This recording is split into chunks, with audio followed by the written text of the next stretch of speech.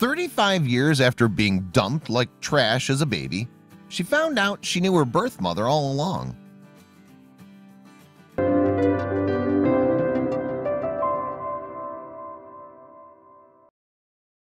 After one woman was dumped like a piece of trash as a newborn, she always wondered about who her birth mother was.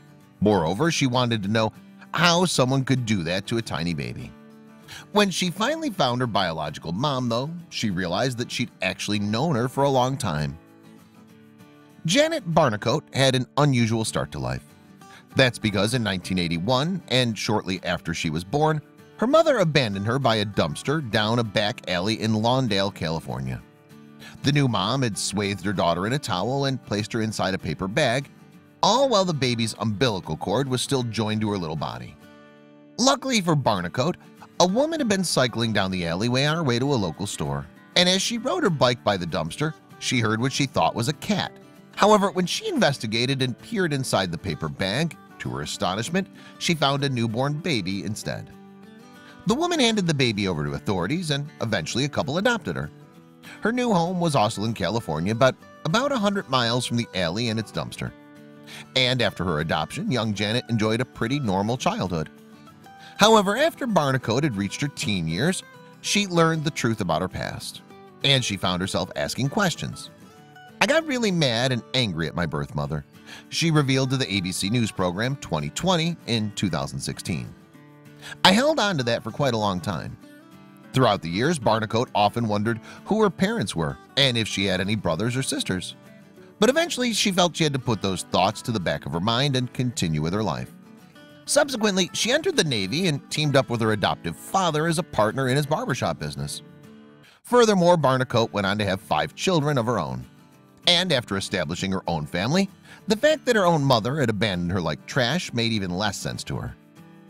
Once having my own children, you figure out what that natural true love is. And I just couldn't understand how she didn't have that for me," she added to 2020.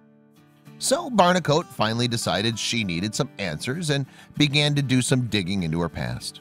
Fortunately, she was able to glean any information that could lead her to her birth parents. While searching online, however, she did manage to find the woman who had discovered her in the alleyway. Undeterred by her mixed results, Barnicoat decided to submit a sample of her saliva to genealogy website Ancestry.com. And much to her surprise, the DNA testing the service site provides matched her to a close family member. It was her half-brother, Dean Hundorf, born in 1986, who also registered with the website and was based in Wisconsin. With this news, Barnicoat and Hundorf arranged to meet, and the pair eventually reunited in November 2014. "It was like we had known each other forever, like we never skipped a beat," Hundorf later recalled to 2020.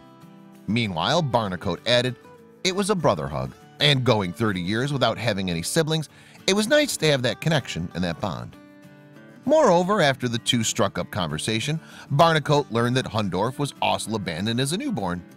He too still had his umbilical cord intact when a man found him on his doorstep, also in California, and again in a paper bag. And the shocking similarities in their circumstances made the pair more determined to track down their parents than ever before. As a result, the duo approached genetic genealogist C.C. Moore to help. Moore's forte is identifying abandoned children, and happily she was able to cross-reference the siblings' DNA matches against specimens from other databases. That was how Barnicoat and Hundorf came to learn that they had another half-sister, Julie Hutchison, living in Baltimore. Hutchison was also found as a baby in California in 1985, and she had the same questions about her past as Barnicoat and Hundorf. Furthermore, although they all had different fathers, DNA tests proved that they shared the same mother. The trio subsequently came to believe then that it was their mom who had dumped them all over a 5-year period in the 80s. In 2016, meanwhile, these siblings all met up and discussed their pasts. These 3 people were so much alike. They had the same sense of humor, they were cracking each other up. C.C. Moore said of that first meeting, "There is something about biological and genetic bonds that survives any sort of separation." But although they had each other, the threesome were still none the wiser as to the identity of the woman who had given each of them life. That conundrum was solved, however, when their birth mother finally came forward. She was a lady called Joanne Hauser. And amazingly, Barnicoat already knew her. That's because, as well as being her biological mom, Hauser was the cyclist who had originally found Barnicoat in that Californian alley. Hauser later revealed that she had pretended to find her baby in a public place. That way she could hand the newborn over to police without consequence. "I felt if someone else had her, they could give her a better life than I could," she explained to 2020.